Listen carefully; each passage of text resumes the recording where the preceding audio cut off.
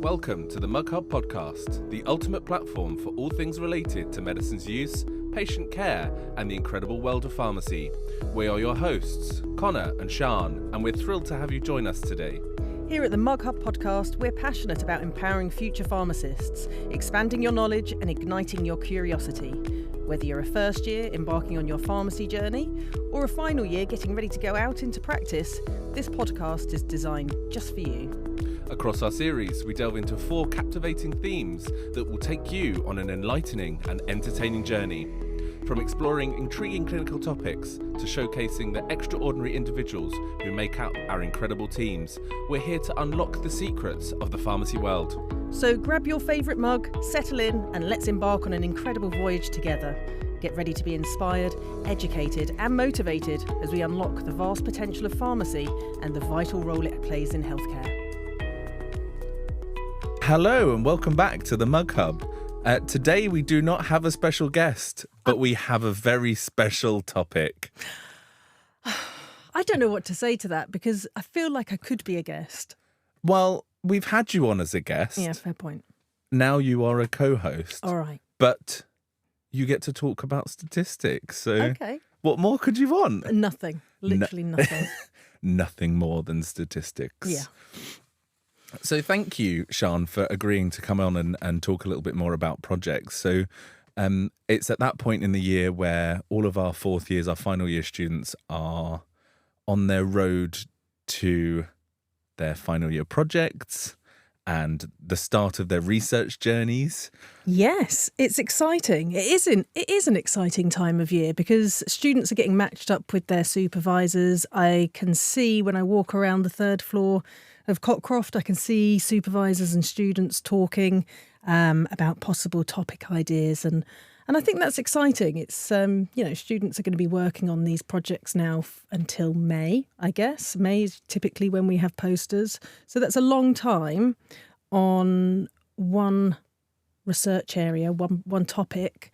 And so I think it's quite good now to be thinking about what is the topic that's going to keep your interest and ignite some passion in you in terms of doing some research within healthcare. So they would have picked where the broad area of pharmacy is that they wanted to do their research project in, and now they've obviously been allocated their supervisors, and this is the meetings you're talking about is talking about what kind of things you'll get involved in this year. Yeah. What do you think students should be thinking about right now, or what should they be getting involved in for like October, November, December time? I would say, people are going to be coming at it from different points, I think. Some people, once they've met with their supervisor, will have a very good idea of what the research question and title is. Others might have a sort of general area of they might know that they're working within medicine's use, but not know. What was that? That was my bottle of gin. That one. Oh, God. Oh, gee. It did sound like. I hope the lid was on, yes, because otherwise you're going to start getting hungover and I'm going to get in grumpy. trouble, I think. And listen, just so yeah, people will be coming at it from different points. I would say some people will have been given a very clear idea of what the title is and what the research question is to answer. Other students might know a sort of general area that they know that they want to work in, but not have an idea yet what the research question is and what the title is. So it's going to be different for different people, but get to know the area would be my first piece of advice. So once you know generally the topic that you're working in, you can start to do some background reading on what's already known on that topic. So you're in the fourth year now. I think students will probably know quite well how to navigate the online library, looking through databases, using keywords to have a start looking at what do we know on that topic. The goal is to come up with a very clear research question. And the advice that I always give to my students is try to keep it simple. It's not a PhD yet. Maybe one day it will all turn into a PhD and you'll go down that path. But it's very easy on the project, and particularly at this stage when you're starting to think about, what exactly is the question, to go off in lots of different directions.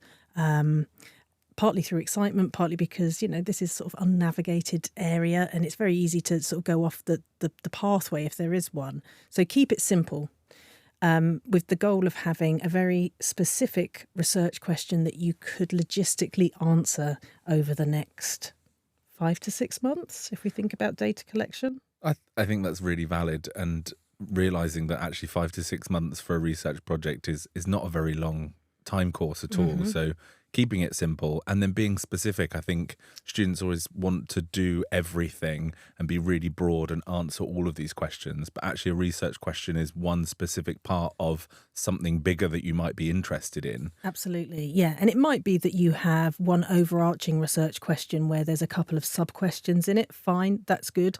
But yeah, honing it in, thinking about what are the variables then that you're going to measure in this. Is it actually doable?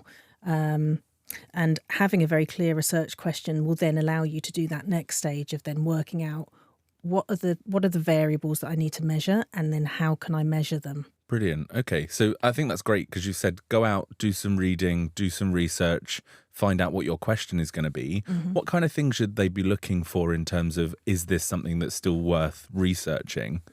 Oh, nice question. Well, I guess that's where the supervisor comes in.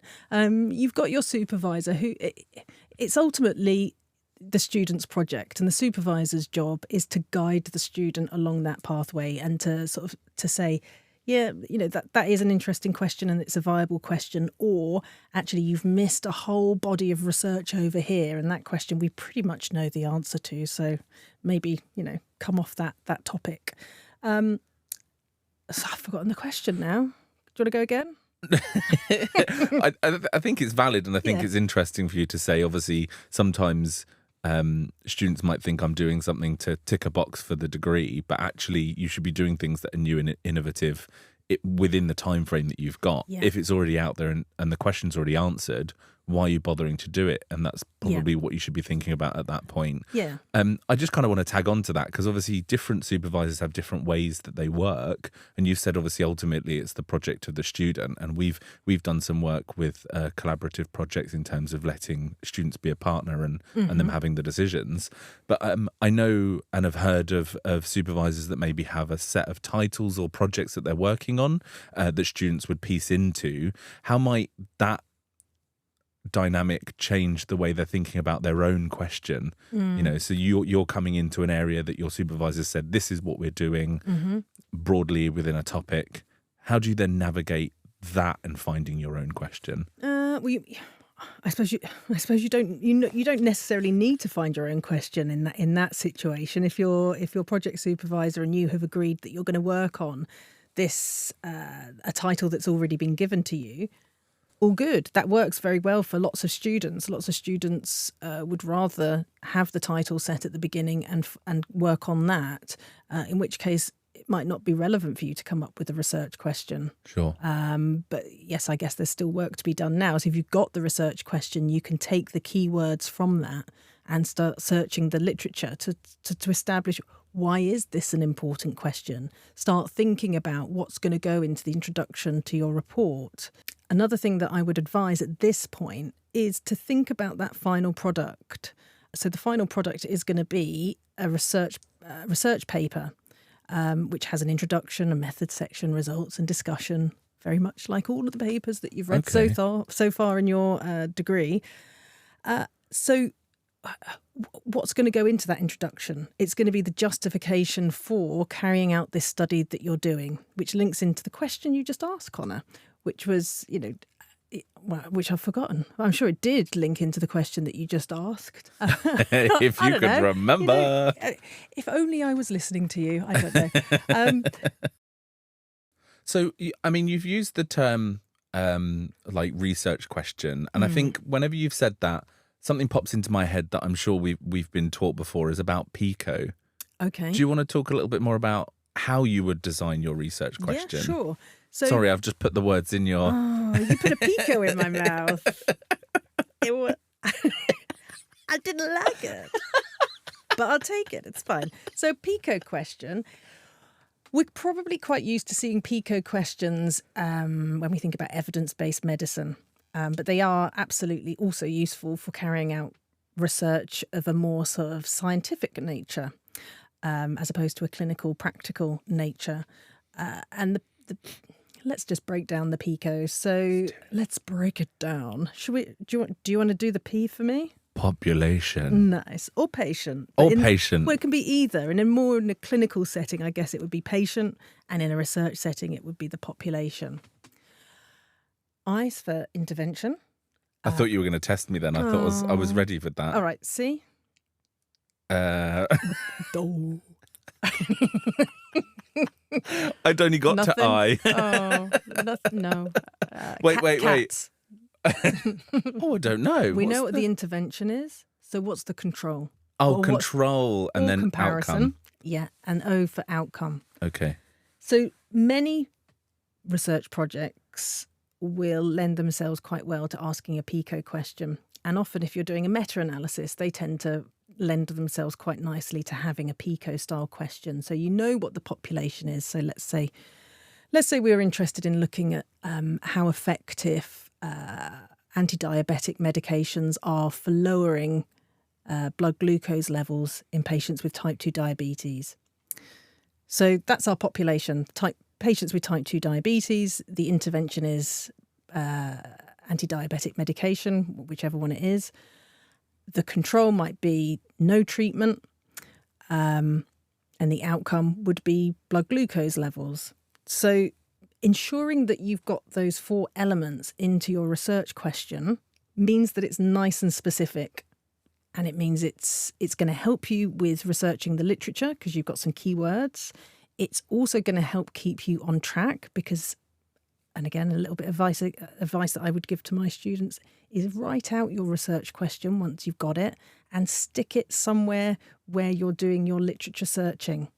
It will help you keep on track. If you end up with a paper which is looking at patients with type 2 diabetes and it's looking at the effect of exercise on lowering blood glucose, and it doesn't talk at all about medication, then it's not relevant. Then it might not be relevant. So it's not capturing, it's not hitting most of the points in your PICO question. It's hitting some of them, but not the majority. So it's just a way of keeping yourself on track. I don't know why, but when I think about doing literature searches for research projects, I kind of think about walking through a forest, and you kind of want to walk straight through it and just sort of like see, the analogy really doesn't work at all, so I don't know why I imagine it. But you want to just keep on track, and you don't want to be sort of navigating down lots of different pathways. Obviously, pathways open up. You can look between trees, and it looks like there's a valid pathway to go down. Maybe for someone else that would be valid, but trying to keep yourself on your own track. I think that that's a really good piece of advice. Is it? I'm not quite sure about the analogy, No. but Okay. the advice is clear. And I think what we see time and time again is because it's your introduction to research, you kind of want to do everything in one go. Yeah. And again, I think students worry about how much I've got to do for this project. I don't feel like I'm doing enough. I need to be able to read 4,000 papers. I need to make sure I've thought about everything. And when you're doing your searches, yes, you might start broad to make sure you've caught everything. Yeah. But then, like you said, be really specific about what is relevant for you, Yeah. and that you're not completely going off on a tangent. And then, you end up 2 weeks later going back to your supervisor with a whole group of papers that have no relation to your original question. Exactly. Is that because you want to change your question? Is it too late to change the question? Do we have to come back again? So I think it's a great piece of advice is to say, look, once you've sorted out your question based on maybe an initial bit of research, stick with that unless some really big red flags come up that means that you have to change what you're doing. Exactly. And I think writing it down and just having it up there near you will help keep you on track. Keep specific. Keep that research question relatively simple. So think about the fact that you have just got around 6 months to do it, and that you have many other competing demands as well. This is a really important year where the research project is a big element of it, but it's not the only element of it. So do what is feasible. What we're looking for in terms of marking the research project at the end is that you've got a clear story. And that's why thinking about the end product is quite a good idea at this point. So the introduction is that, having a justification for the research question that you've got, answering it in a valid way, so that's your methodology, presenting your results that actually then link back to the research question, so that all links, and then being able to discuss the application of that and the consequences and the various different explanations for the data that you've got. Having a nice story is going to be easier if the research question is specific and simple. Specific and simple. Yeah. Just like me.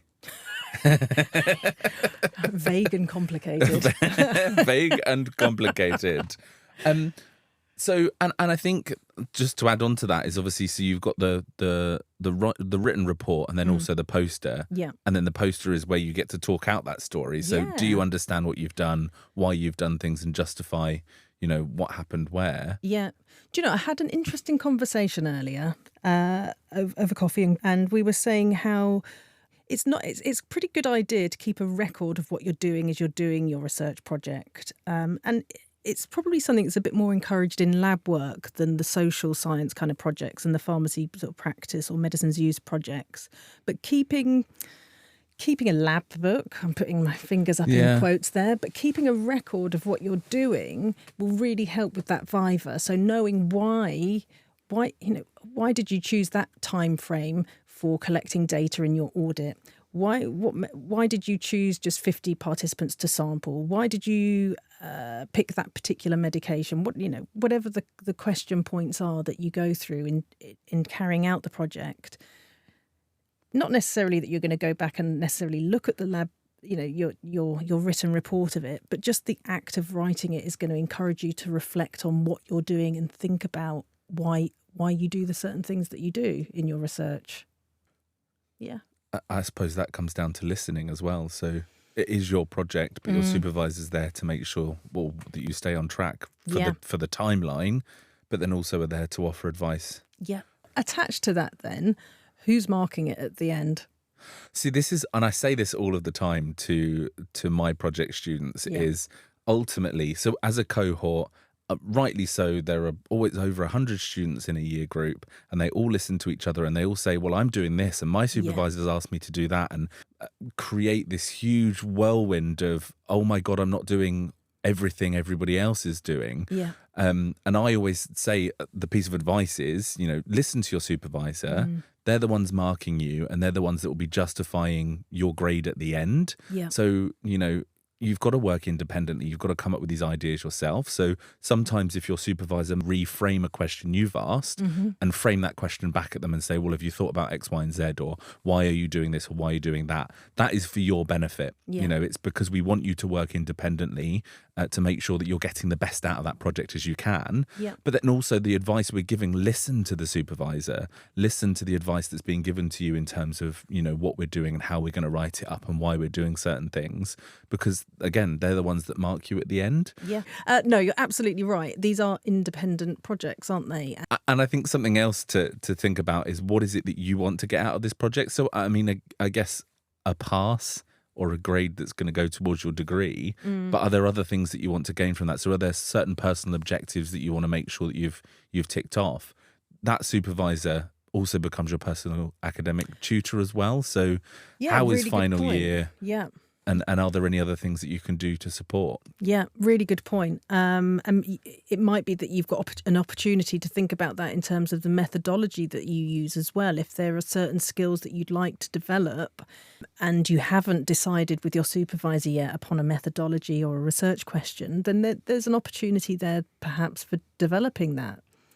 Some of the time, a publication out of it, which would look great for your CV. Yeah. And it certainly does happen with our MPharm projects. Some of them do get published. Yeah, something to think about. And then again, obviously it being novel and interesting comes into... Oh yeah, absolutely. It has to hit that mark as well. Other types of project audit and service evaluation. So if you're working with a supervisor who has a clinical link, then it's possible that you might be working on an audit or a service evaluation within one of the local hospitals or GP surgeries.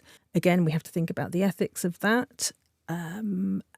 but they're also very useful in terms of going beyond just serving the use of carrying out a project for your educational purposes, but often with those audits and service evaluation, the results get fed back to the hospital or get fed back to the GP surgery and can be used to change practice.